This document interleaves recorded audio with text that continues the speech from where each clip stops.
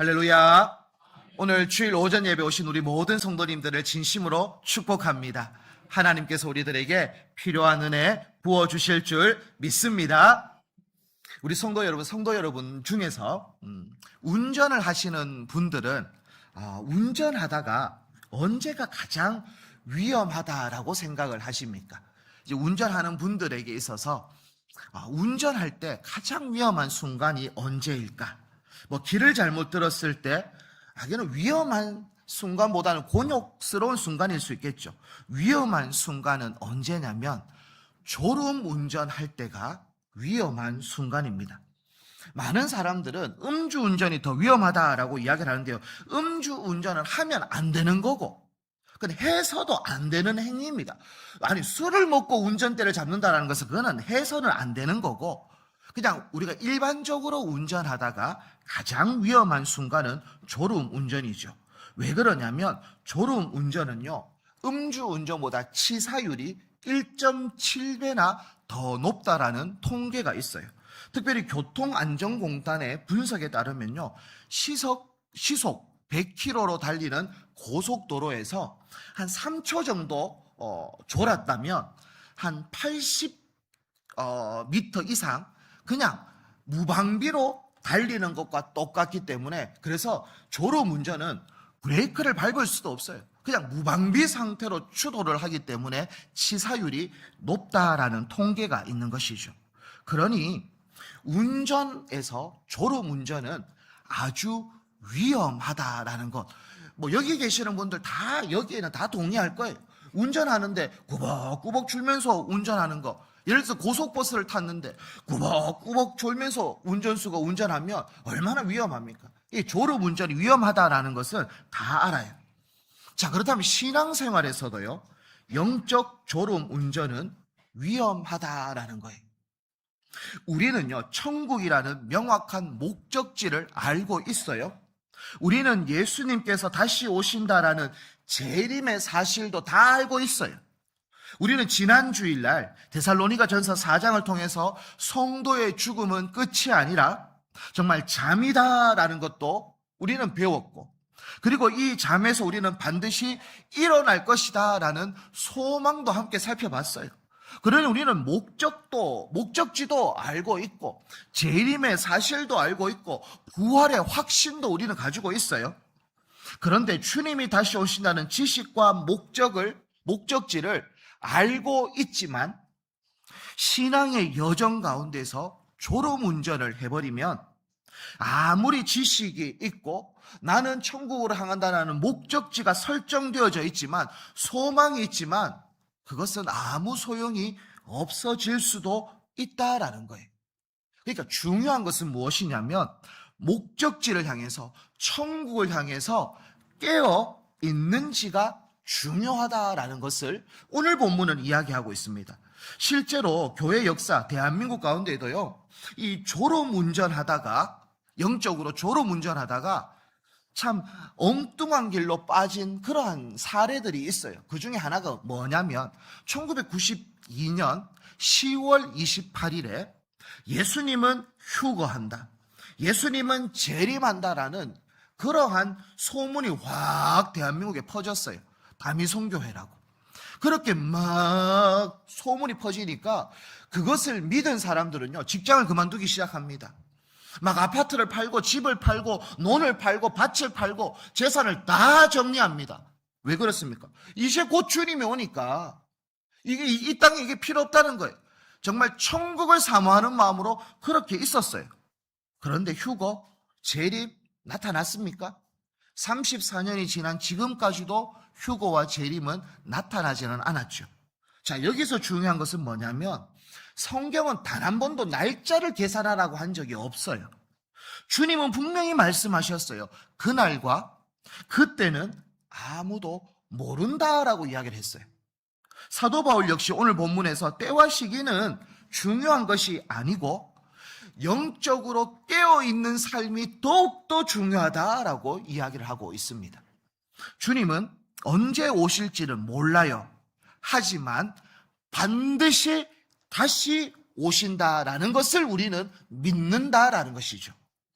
그러므로 영적으로 졸음운전하는 교회가 아니라 영적으로 깨어있는 교회가 되어져야 하는데, 저는 오늘 말씀을 통해서 주님 오실 날을 기다리며 깨어 준비하는 교회가 무엇인지를 함께 살펴보고, 그리고 주님 안에서 영적인 눈이 번쩍 뜨이는 은혜를 함께 나누려고 합니다. 자, 그래서 그 첫 번째가 뭐냐? 우리는 빛의 공동체다라는 사실을 기억해야 합니다. 우리가 영적인 졸음운전을 하지 않고 주님 오실 날을 깨어 준비하는 교회가 되어지기 위해서 가장 먼저 기억해야 하는 것이 있는데, 그것은 내가 누구인지라는 정체성이에요. 지금 우리가 주님 오실 날을 정말 잘 준비하고 졸음운전하지 않고 깨어서 그렇게 나가는 첫 번째 스타트가 뭐냐면 내가 누구냐라는 정체성을 기억하는 겁니다. 자, 오늘 본문 5절인데요. 우리 5절을 다 함께 한번 봉독하도록 하겠습니다. 자, 시작. 어둠에 속하지 아니하나니. 아멘. 자, 지금 사도 바울은요, 주님이 언제 재림할 것이다 날짜를 설명해 주지 않아요. 그리고 그냥 사도 바울은 날짜 설명 없이 내가 누구인지를 알려주고 있는데, 뭐라고 이야기하냐면 사도 바울은 너희는 다 빛의 아들이다, 그리고 낮의 아들이다. 한마디로 말하면 너희들은 빛의 자녀다, 그렇게 이제 설명을 하고 있어요. 왜 갑자기 사도 바울이 다른 것을 이야기하는 게 아니라 우리의 정체성, 내가 누구인지를 설명하고 있을까? 그 이유가 뭐냐면요, 내가 누구인지를 알아야 그 삶대로 살기 때문에 그런 거예요. 그냥 예를 간단하게 들면 이런 거예요. 우리가 군인이라고 생각해 봅시다. 군복을 입은 군인이라고 생각하면 군인은 군인답게 삽니다. 군인은요, 짝다리 짚고 뭐 껄렁껄렁 이렇게 안 다녀요. 그 예비군은 그렇게 다닐 수 있는데 현역 군인은요 절대 그렇게 안 합니다. 딱 전투 태세에 딱 임하면 정확하게 그렇게 매뉴얼대로 군인답게 행동하는 거예요.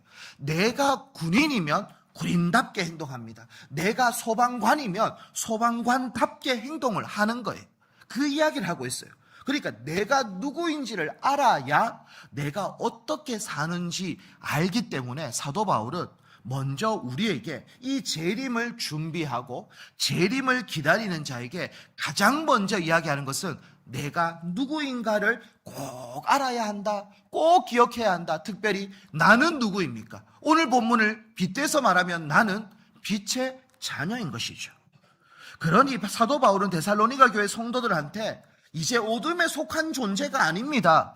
여러분들은 빛의 자녀가 되어졌습니다. 그렇게 이야기를 하고 있어요. 자, 특별히 오늘 본문에 보면 이 사도 바울의 선언이 정말 은혜로 다가옵니다. 왜 그러냐면 사도 바울은요, 우리에게 빛의 자녀가 되라라고 말한 게 아니에요. 빛의 자녀가 되십시오, 그러니 이렇게 노력하십시오, 이렇게 무엇 하십시오, 그 말을 하고 있지 않아요. 사도 바울은 뭐라고 이야기하냐면 여러분들은 이미 빛의 자녀가 되었다라고 이야기를 하는 겁니다. 여러분은 빛의 자녀입니다 라고 말하고 있는 것이죠. 이게 얼마나 은혜입니까? 왜 그렇습니까? 원래 우리는 어떤 존재였냐면 죄와 사망의 법 아래에서 죄의 종노릇 하던 자들이었어요. 그런데 예수 그리스도께서 우리를 구원해 주셔서 우리는 하나님의 자녀가 되어지고 빛의 자녀가 되어진 그 신분을 누린 특별한 존재, 은혜의 존재가 되어진 거예요. 자, 그래서 고린도서서 1장 13절에는 이렇게 이야기합니다. 한번 보시면 그가 우리를 흑암의 권세에서 건져내사 그의 사랑의 아들의 나라로 옮기셨으리라고 말씀해 주고 있는 거죠. 우리는 건짐받은 존재인 거예요. 구원은 건져내는 거예요. 죄와 사망의 그 늪 가운데에서 예수님의 보혈의 피값으로 우리는 건짐받은 존재, 그냥 건짐받기만 한 존재가 아니라 오늘 골로새서 1장 13절에는 사랑의 아들의 나라로 옮겨졌다라고 이야기하는 거죠. 옮겨졌다라는 것은 우리의 신분이 바뀌어진 거예요. 이제 하나님 나라의 백성이 되어진 거예요. 그전에는 죄의 백성, 사망의 백성, 종노릇하는 자였는데 이제는 예수 그리스도로 말미암아 의의 자녀, 빛의 자녀, 하나님의 백성, 하나님의 자녀가 되어졌다라는 이야기를 하고 있는 것이죠. 이것이 우리의 정체성이에요. 이게 우리의 모습이다라는 것을 사도 바울은 계속 이야기합니다. 성도 여러분, 혼자 빛을 발하면요, 이 어둠을 온전히 밝힐 수가 없어요. 한번 별로 생각해 보십시오. 하늘에 떠 있는 작은 별 하나는요, 뭐 크게 어둠을 밝힐 수는 없어요. 하지만 수많은 별들이 은하수로 모이면요, 정말 함께 빛을 발하면 밤하늘이 아름다워진다라는 거 아십니까? 성도는 우리를 하나님은 한 명으로 부른 게 아니, 결국 오늘 본문에서 보시면요, 너희는 다 빛의 아들이다 라고 이야기하면서 복수로 계속 끊임없이 이야기하고 있어요. 복수. 하나님께서는 우리를 건져주셨는데 나만 건져주신 게 아니라 또 한 명, 또 한 명, 또 한 명, 그러니 공동체로 우리를 불러주셨다라는 것을 알 수가 있죠. 손전등 하나는요, 나의 발 앞만 비출 수 있어요. 손전등 하나는. 하지만 많은 사람들이 모여서 세운 등대는 바다를 항해하는 배를 비출 수 있다라는 거 아십니까? 그러니까 우리 혼자는요, 큰 빛을 발할 수 없지만 함께 모였을 때는 큰 빛을 발할 수 있는 것이죠. 그래서 하나님께서는 우리를요, 혼자 내버려 두신 것이 아니라 공동체로 빛의 자녀들로 우리를 불러주셨고, 그리고 이 땅 가운데의 영적 거대한 등대가 되어서 함께 빛을 발하기를 원하시는 하나님 아버지의 마음이 있다라는 것을 우리 모든 믿음의 권속들은 깨달을 수 있기를 주님의 이름으로 축복합니다. 특별히 오늘날을 살아가는 이 시대는요, 점점 어두워지고 있는 시대입니다. 진리가 흔들리고 가치관이 붕괴되어져 가고 있는 시대다라고 말할 수 있을 것 같고요. 특별히 성경이 말하는 이 죄라고 그렇게 지적을 하면요, 세상은 뭐라고 이야기하냐면 간섭하지 마라. 이거는 우리의 자유다. 이거는 나의 취향이다. 그렇게 성경은 동성애를 죄라라고 이야기를 하고 있지만 세상 사람들은 그것은 죄가 아니라 그냥 내 선택이요, 내 자유인데 왜 간섭하냐, 그렇게 이야기를 합니다. 그러면서 이것은 인권이다라고 말하면서 아이들에게도 그것을 계속 강조하죠. 너희들의 자유가 중요해. 하나님 진리 그것은 고리타분한 거야. 그냥 네 마음대로 살아라. 마음대로 살아라. 너의 욕심대로 살든 너의 죄의 쾌락대로 살든 상관없고 마음대로 사는 것이 자유다라고 그렇게 말하는 시대에 우리는 살고 있어요. 그런데 성도 여러분, 한 가지 우리에게 희망이 있는 것이 있어요. 세상은 점점 어두워지는데 우리에게 희망은 뭐냐면 어둠이 짙어질수록 빛은 더 선명하게 보여진다라는 사실을 우리는 기억해야 돼요. 대낮에, 지금처럼 이 한낮에 그냥 촛불 하나 딱 켜놓으면요, 그냥 뭐 큰 빛이 있는지 없는지 잘 몰라요. 하지만 칠흑과 같은 어두움 가운데에 정말 탄광처럼 아무런 빛이 들어오지 않는 그곳에 촛불 하나를 딱 켜놓으면요, 그래도 환하게 비춰지는 모습이 나타나는 거예요. 자, 하나님께서 이 세상은 점점 어두워 가는데 하나님은 우리를 빛의 자녀로 불러주신 거예요. 어두움이 짙어지면 짙어질수록 우리가 보이는 이 작은 빛은 선명하게 이 땅을 비추게 되어진다라는 것을 기억하셔야 돼요. 그리고 중요한 것은 왜 그러면 우리가 성주중앙교회로 하나님께서 우리를 세워주셨는가? 우리를 성주중앙교회 공동체로 왜 우리를 불러주셨는가? 이 땅에 성주중앙교회가 왜 세워졌는가? 저는 기도할 때마다 이러한 기도를 해요. 뭐 들어보셨던 분들도 있을 건데요, 저는 자리만 차지하는 교회가 아니라 정말 빛을 비추고 생명을 살려내는 등대와 같은 교회, 구원의 방주와 같은 교회가 될 수 있도록 우리 교회를 사용해달라고 그렇게 종종 새벽에 그렇게 기도할 때가 있어요. 우리 성주중앙교회가 성주 땅에 있는 이유가 뭡니까? 그냥 자리만 차지하는 그러한 교회로 존재하는 걸까요? 아니죠. 빛을 비춰야 되는 거예요. 생명을 증거해야 되는 거예요. 그게 아니라면 우리 교회는 존재하는 목적과 이유가 없는 거죠. 딱 우리로 그냥 개인으로 비추면 우리는 이 땅에 그냥 자리만 차지하는 그냥 한 명의 구성원이 아니라 하나님의 빛을 비추는 자녀로 살아가야 한다라는 것이 우리에게 주어지는 사명인 겁니다. 교회는요, 세상과 똑같아지기를 위해 존재하는 것이 아니라 세상과 완벽하게 다르기 위해 존재하는 것이 교회입니다. 그러니까 세상을 닮아가는 곳이 교회가 아니에요. 세상과 완전히 다른 곳이 교회가 되어져야 되는 것이죠. 빛은 어둠과 섞일 수 없고요, 빛은 어둠을 몰아낸다라는 것을 우리는 다 알고 있어요. 그러니 이 땅 가운데에서 주님 오시는 그날은 우리는 몰라요. 날짜는 모릅니다. 하지만 내가 누구인지는 분명하게 기억해야 되는 거예요. 나는 빛의 자녀다. 이 송주중앙교회는 빛의 공동체다라는 것은 분명히 기억하고 이거 하나만큼 이 정체성을 가져야 내가 어떻게 살아갈 줄 알 수 있고 그 길을 볼 수 있다라는 것을 기억하셔서 나는 누구인가? 라고 물었을 때 나는 하나님의 자녀입니다. 나는 빛의 자녀입니다. 나는 송주중앙교회 빛을 비추는 등대와 같은 사람입니다. 라는 것을 꼭 기억하셔서 믿음으로 살아가는 한 분 한 분 다 되어지기를 주님의 이름으로 축복합니다. 두 번째로 우리가 살펴볼 것은 우리는 깨어 있어야 한다라는 것이죠. 우리가 빛의 자녀라는 사실을 알았다면 이제 우리에게 주어지는 숙제가 뭐냐면 빛의 자녀답게 사는 거예요. 내가 빛의 자녀라는 걸 알고 군인이라는 것을 알았다면 군인은 군인답게, 소방관은 소방관답게, 내가 그리스도인이요 나는 빛의 자녀라는 것을 알았다면 빛의 자녀답게 살아가야 할 숙제가 우리에게 주어져 있어요. 그래서 오늘 사도 바울은 6절에 이러한 말씀을 하고 있습니다. 6절을 우리 다 함께 한번 읽도록 하겠습니다. 시작.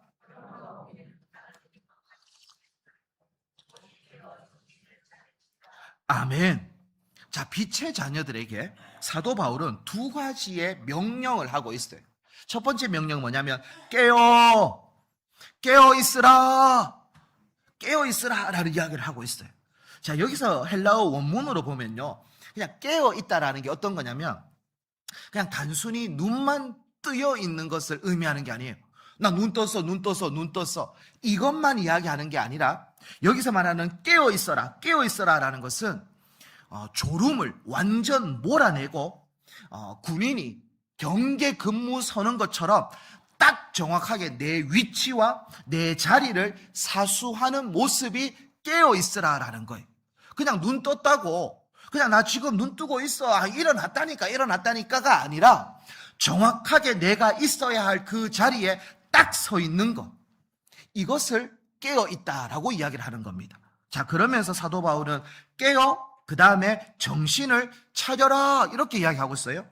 여기서 정신을 차린다라는 것은 원래 원문으로 보면 술 취하지 않는 상태를 의미합니다. 그러니까 술을 취해버리면 정신이 혼미해지는 거예요. 그러니까 이 분별을 못하는 거예요. 조금 속된 말로 말하면 똥과 된장을 구분을 못하는 거예요. 그러니까 진짜 이게 뭔지 모르는 거예요. 그러니까 술을 취한 상태. 여기서 말하는 정신 차리라라는 것은 뭐냐면 온전한 분별력을 잃지 말고 맑은 정신으로 하나님이 무엇을 원하시고 하나님의 뜻이 무엇인지를 정확하게 분별하는 상태를 이야기하고 있는 것이 정신 차리라라는 이야기입니다. 자, 깨어 있으라, 정신 차리라, 이 말, 결국 빛의 자녀는 요 두 가지를 잘해야 된다라는 이야기를 사도 바울은 하고 있는 것이죠. 그냥 눈만 뜨고 있는 것이 아니라 정말 내 자리, 내가 어디에 있어야, 그리스도인은 서지 않아야 할 자리에는 서면 안 되는 거예요. 가지 않아야 될 곳은 가지 않는 거예요. 이게 중요한, 이게 깨어 있는 거예요. 내가 있어야 할 자리에 있는 거. 그리고 정신 차린다라는 거, 아까 이야기했던 것처럼 분별하는 거예요.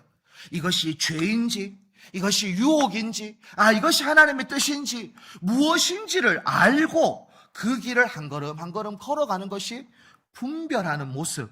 이것이 정신 차리라라는 그 원문의 뜻인 것이죠. 사랑하는 성도 여러분, 우리가 살아가는 시대는요, 핍박보다 더 무서운 게 있어요. 요즘은요, 핍박이 잘 없어요. 누가 일제시대처럼 막 총과 칼을 들고 와가지고 그렇게 하는 경우가 없죠. 지금은 핍박보다 더 무서운 게 뭐냐면 영적 무감각이 더 무서워요. 하나님 없이도 우리는 잘 살 수 있다라고 그렇게 생각을 합니다. 왜 그렇습니까? 하나님한테 기도 안 해도 뭐 괜찮거든요. 먹고 사는데 이제 뭐 노후도 다 잘 준비되어 있고, 그러니 아무 걱정, 근심, 염려가 없는 분들이 있어요. 그러니까 그냥 거기에 대해서 이제는 무감각해지는 거예요. 기도하지 않아도 불편하지 않아요, 이제는. 뭐 밥 굶는 것도 아니고, 뭐 가지껏 뭐 이렇게 잘 지내면 되지, 뭐 내가 뭐 그렇게까지 눈물 콧물 쏟으면서 기도할 필요 뭐 있냐? 예배를 드려도 이제는 큰 감격도 없어요. 말씀을 들어도요, 우리의 마음이 크게 움직이지도 않아요. 뭐 유튜브 틀면 뭐 수없이 24시간 쏟아지는 게 말씀인데, 뭐 가지껏 뭐 유명한 설교도 뭐 다 들을 수 있고, 그러니까 이제는 내 마음에 갈급함도 없어요. 간절함도 없어요. 이것을 한마디로 말하면 영적 무감각, 또 다른 말로 표현하면 영적 잠인 거죠. 그냥 졸고 있는 거예요. 꾸벅꾸벅. 그런데 나는 괜찮다라는 거예요. 아무런 내 마음에는 성장도 없고 간절함도 없고 막 애통함도 없고 아무런 그게 없는데도 괜찮다고 해요. 그게 제일 무서운 거예요. 내가 지금 졸고 있으면 아이고 졸고 있구나, 빨리 깨워야지, 정신 차려야지, 이렇게 하면 괜찮은데, 제일 무서운 게 영적으로 무감각한데도 불구하고 내가 졸고 있는지, 내가 지금 무감각하고 있는지도 모르는 거예요. 차 안에서 졸음운전하는 사람도 똑같아요. 내가 지금 졸고 있는지도 몰라요. 지금 잠들고 있는지 몰라. 그냥 눈꺼풀이 무거워지고 그 가다가 차츰차츰 꾸벅꾸벅 졸다가 그렇게 큰 사고가 일어나는 것처럼 우리도 무감각해지기 시작하고 영적으로 어떤 통증도 못 느끼는 것, 이것이 깊은 영혼의 잠에 빠져버린 모습인 것이죠. 성도 여러분, 예수님도요, 십자가를 지시면서 겟세마네 동산에 오르실 때 제자들에게 뭐라고 이야기합니까? 시험에 들지 않게 깨어 기도해라 라고 이야기를 하고 있어요. 이게 깨어 정신 차린다, 깨어 기도한다, 이게 얼마나 중요한지 모르는 거예요. 우리 군대에서는요, 최전방 보초를 설 때요, 어떻게 보초를 섭니까? 꾸벅꾸벅 존다면요, 어떻게 돼요? 내 혼자만 위험을 당하는 게 아니에요. 그 군대에 있어서 보초병, 최전방의 보초병은 정말 내 혼자만 위험당하는 것이 아니라 우리 소대, 우리 부대, 우리 대한민국이 무너질 수 있다는 그런 생각을 가지는 거예요. 그래서 혼자 보초병을 세워두지 않습니다. 혹 졸 수 있기 때문에. 그래서 2명씩 보초를 서는 거예요. 왜 그렇습니까? 서로 깨워주라고. 혹시 눈 감기고 졸면 깨워주고, 보초병을 세울 때도요, 2명을 세우는 거예요. 왜 우리를 공동체로 불러주셨을까요? 혹 졸 수 있지요. 안 그렇겠습니까? 기도가 식어가는 성도가 왜 없겠습니까? 예배 가운데 보이지 않는 성도 있을 수 있죠. 그런데 그러거나 말거나 졸거나 말거나 그냥 내버려두면 안 된다라는 거예요. 영적으로 기도가 식어가는 성도가 있으면, 하나님, 저 성도 이러면 안 되는데 정말 내 마음처럼 그를 위해서 기도해 줄 수 있고, 그리고 교회에 안 보이는 성도가 있으면 또 권면도 할 수 있고, 자꾸 목사 가겠지, 권찰이 하겠지가 아니라 내가 하자. 그렇게 세워주고 그렇게 기도해주고, 세상에 지쳐 흔들리는 성도를 보면 손을 붙잡아 줄 수 있고, 그렇게 하도록 하기 위해서 우리를 공동체로 불러주신 거예요. 저는 우리 교회가 깨어있는 교회가 되어지기 위해서는 서로가 서로의 영적 알람이 되어줘야 돼요. 영적 알람이 되어줘야 되는 거예요. 알람을 듣고 깨어나는 것처럼 서로가 서로를 깨워줘야 돼요. 혹 지칠 수 있고 혹 낙심되어질 수 있어요. 여러분이 서로를 일으켜 줄 수 있는 믿음의 성도님들이 다 되어지기를 축복합니다. 자, 그러면서 8절에는요, 이렇게 이야기하고서 계속 깨어 있을 수 있는 방법에 대해서 이야기하는데, 8절 말씀을 우리 다 함께 읽겠습니다. 시작. 사랑에 호심경을 붙이고 구원의 소망의 투구를 쓰자. 자, 사도 바울은 이렇게 계속 깨어 있을 수 있는 방법을 뭐라고 설명하냐면 군인으로 비유하면서 우리를 무장시켜야 된다라고 이야기합니다. 특별히 핵심 단어는 믿음, 사랑, 소망이에요. 데살로니가 전서 1장 3절에도 보면 믿음의 역사, 사랑의 수고, 소망의 인내 이 이야기를 했거든요. 그러니까 지금 5장에서도 똑같은 이야기를 하고 있어요. 믿음, 사랑, 소망 이걸로 무장되어져야 우리는 계속 졸지 않고 깨어 있을 수 있다. 정신 차리면서 천국을 향해서 걸어갈 수 있다라는 이야기를 합니다. 간단하게 말하면 믿음은요, 하나님을 끝까지 바라보는 것을 이야기하는 거예요. 그러면 사랑은요, 서로를 끝까지 붙잡아 주는 것이 사랑이에요. 그럼 소망은요, 주님 다시 오시는 그 날을 끝까지 기다리는 것이 소망인 거예요. 그러니 데살로니가 교회 성도들 향해서 사도 바울은 믿음과 사랑과 소망으로 중무장하면 우리는 결코 졸지 않고 끝까지 주님 오시는 그날 깨어 정신 차리면서 그렇게 살 수 있다라고 권면해 주고 있어요. 저는 우리 모든 믿음의 권속들이 한 명도 낙오자가 없이 영적으로 졸음운전하지 않고 믿음으로 깨어서 한 걸음 한 걸음 걸어갈 수 있는 성주중앙교회 권속들이 다 되어지기를 주님의 이름으로 축복합니다. 특별히 세 번째 우리 함께 이제 보려고 하는데 마지막인데 우리는 서로를 세워가야 한다라는 거예요. 자, 사도 바울은 나는 빛의 자녀, 빛의 공동체 이야기를 했고 영적으로 잠들지 말고 깨어있을 것을 이야기합니다. 자, 그러면서 영적으로 깨어있는 성도들은 실제적으로 오늘을 어떻게 살아가야 하는지를 설명해 주는데 그 본문이 11절입니다. 자, 11절 마지막으로 한번 읽도록 하겠습니다. 시작.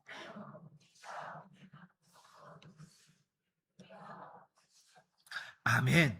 자, 오늘을 깨어있는 성도는 오늘을 어떻게 살아가야 하냐면 두 가지를 이야기해 주고 있어요.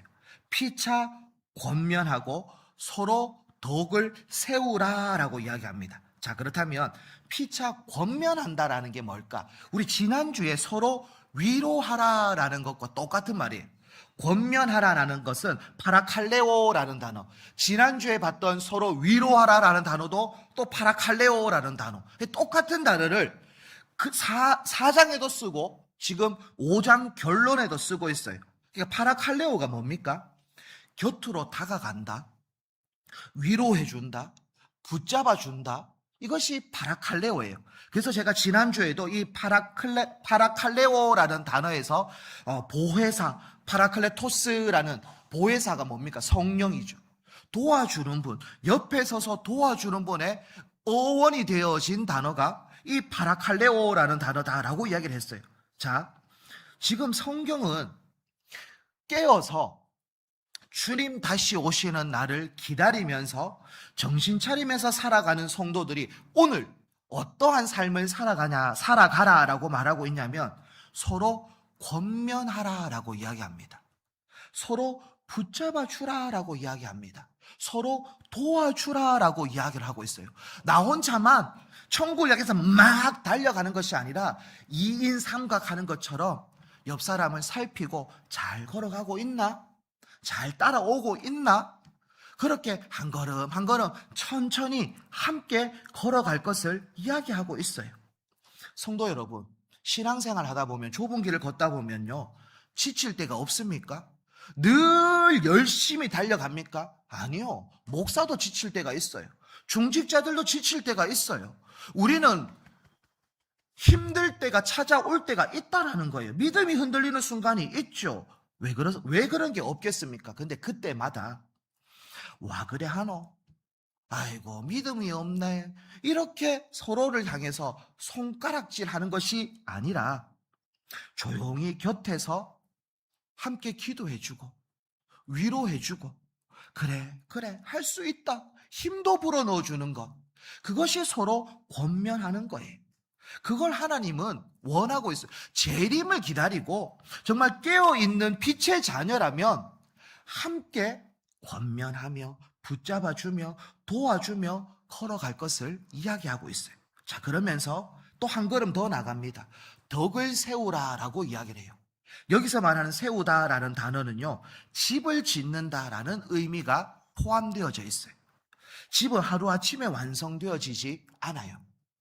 벽돌 하나를 쌓고 또 하나를 쌓고 오랜 시간이 지나야 집이 완성되어집니다. 교회도 그렇다라는 거예요. 격려의 말 한마디가 벽돌 한 장인 거예요. 중보기도 한 번이 벽돌 한 장인 거예요. 따뜻한 미소 하나가 벽돌 한 장인 거예요. 이러한 벽돌 한 장이 쌓여야 세워지는데, 벽돌은 뭐고 조금 세워놓으면요 와갖고 확 무너뜨려요. 확 무너뜨린단 말입니다. 냉소적인 말 한마디, 정죄의 말 한마디, 비난의 말 한마디, 이기적인 말 한마디. 그래 누군가는 하나하나 세워놨는데 왜 하면서 이렇게 다 쏟게 만드는, 절대 그래서는 안 된다는 거. 기다리면서 하나씩 덕을 세운다라는 것은 오랜 시간이 필요하다라는 이야기를 하고 있어요. 저는 우리 한 분 한 분이 덕을 세울 수 있는 믿음의 권속들이 되어지기를 축복합니다. 특별히 왜 우리가 이렇게 덕을 세우면서 살아가야 할까요? 오늘 본문 9장과 10절은 이렇게 이야기합니다. 하나님이 우리를 세우심은 노하심에 이르게 하심이 아니요 오직 우리 주 예수 그리스도로 말미암아 구원을 받게 하심이라. 예수께서 우리를 위하여 죽으시사 우리로 하여금 깨어있든지 자든지 자기와 함께 살게 하려 하셨느니라 라고 말씀하고 있어요. 이게 뭐냐면 우리가 덕을 세우는 근본적인 이유는 예수님께서 우리를 먼저 세워주셨기 때문이다 라는 이야기를 하고 있습니다. 우리는 예수님의 은혜 받은 자인 거예요. 예수님의 기다림을 받은 자인 거예요. 그래서 우리는 오늘 여기에 서 있는 거예요. 그러니 아직 믿음이 연약하고 지쳐있는 성도들을 기다려주고 세워주고 사랑으로 덕을 세울 때에 우리 성주중앙교회는 빛을 발하고 은혜를 나타낼 수 있는 교회가 되어질 줄 믿습니다. 그래서 저는 우리 교회가요, 사람을 세우는 교회가 되어지기를 원합니다. 그리고 우리 교회가 상처를 만드는 교회가 아니라 상처를 싸매주는 교회가 되어지기를 원합니다. 정죄하는 교회가 아니라 회복시키는 교회가 되어지기를 소망합니다. 그리고 한 사람도 낙오시키지 않고 함께 천국을 향해서 걸어가는 믿음의 교회가 되어지기를 소망합니다. 그러한 교회가 될 수 있도록 여기 계시는 한 분 한 분이 함께 믿음으로 한 걸음 한 걸음 걸어갈 수 있는 믿음의 권속들이 다 되어지기를 주님의 이름으로 축복합니다. 우리 함께 찬양하면서 기도하면서 나아가기를 원합니다. 주님 다시 오실 때까지 우리 함께 찬양하겠습니다.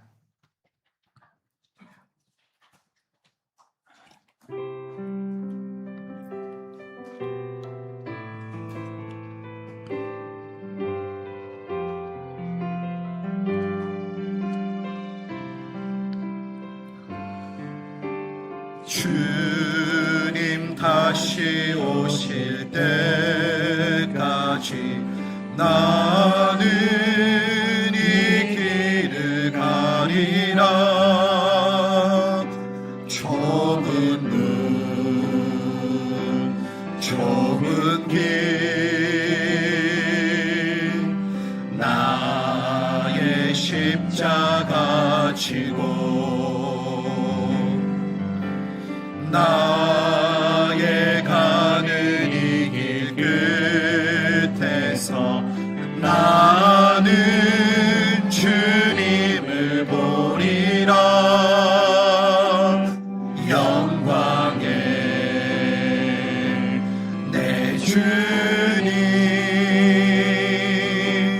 나를 맞아주시리. 주님 다시 오실 때까지 나는 일어나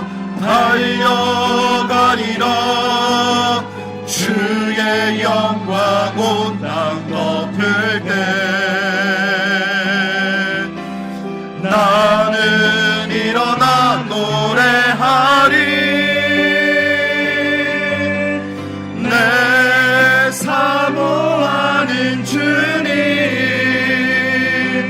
온 세상 구주시라. 내 사모하는 주님 영광의 왕이시. 주님 다시 오실 때까지, 주님 다시 오실 때까지 나는 일어나 달려가리라. 주의 영광 온 땅 덮을 때 나는 일어나 노래하리. 우리 손 들고 찬양합니다.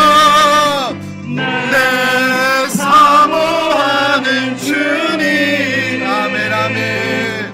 온 세상